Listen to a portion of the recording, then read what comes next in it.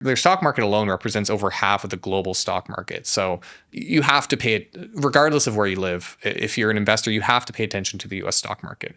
That being said, that comes with its own drawbacks that are worth being aware of. And one of those drawbacks being valuation, for example. It's very hard to find a good stock deal in the U.S. stock market, whereas you can find cheaper positions that, maybe their valuation doesn't see any expansion in the near term, but maybe they pay a better dividend or return more capital to their investors and earn you a return that way. And I'm not one for, no one knows what's going to happen in 10 years if the US is still going to be dominant. But they have a pretty cemented position for the near term. Just when you look at the dominance of the dollar, when you look at the just insurmountable amount of US debt that needs to be paid off over time from different countries.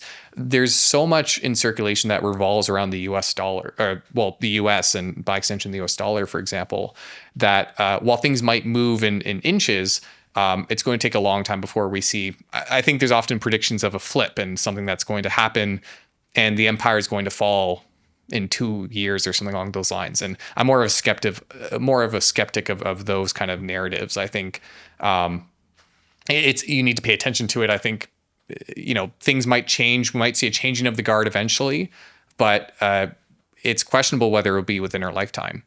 Do you not believe that some Saudi prince has just signed a contract to eliminate the petrodollar or whatever the conspiracy is that emerged? I think you debunked it quite but this is the narrative that circulates a lot.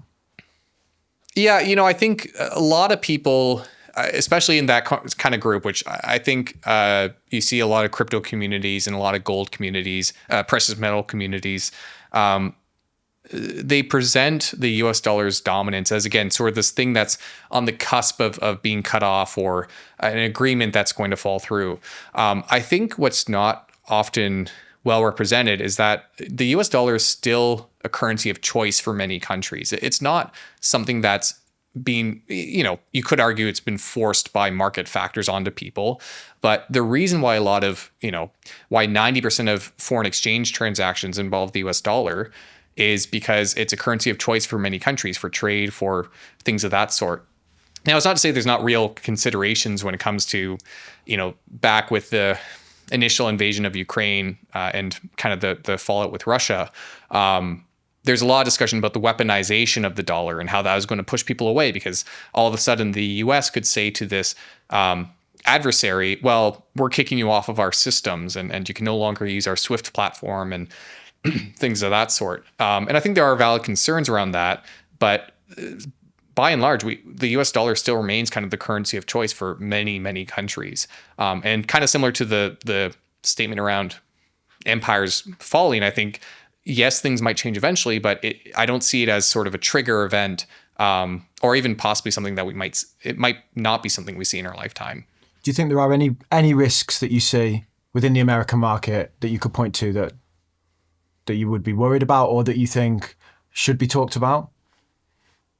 I mean, I think there's lots of risks that you could talk about. It's, I always focus on the long term, so I try not to emphasize too much on the risks. But there's, of course, a lot of things. Commercial real estate is one that's still struggling quite significantly, where we just haven't seen, and we may never see, the demand return back to commercial real estate.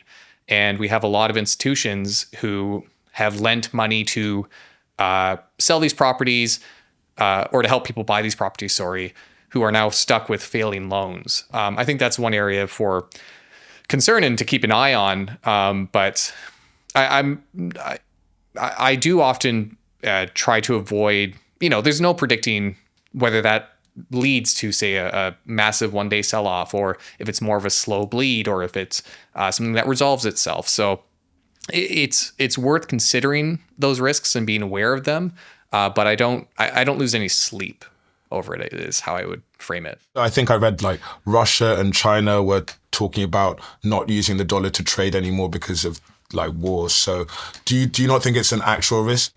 I think there's risk of the dollar devaluing or inflating. It's the question is whether there's something that will flip the demand from the dollar to something else. And I think a lot of people as well, they sort of associate any sort of decrease in the US dollar's global use as something that's going to lead to the toppling of the dollar as a whole. There's often this idea that if other countries stop using the US dollar, we're going to see inflation skyrocket.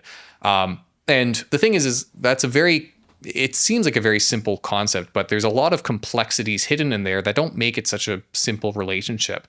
The US, for example, takes on a lot of there are a lot of burdens that come with being the world reserve currency. And that doesn't mean they haven't benefited from that position when it comes to trade negotiation and things of that sort.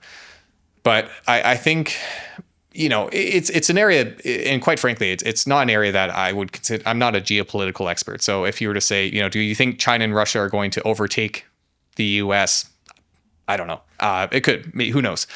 It's more so about the timing and how likely it is to occur within an instant.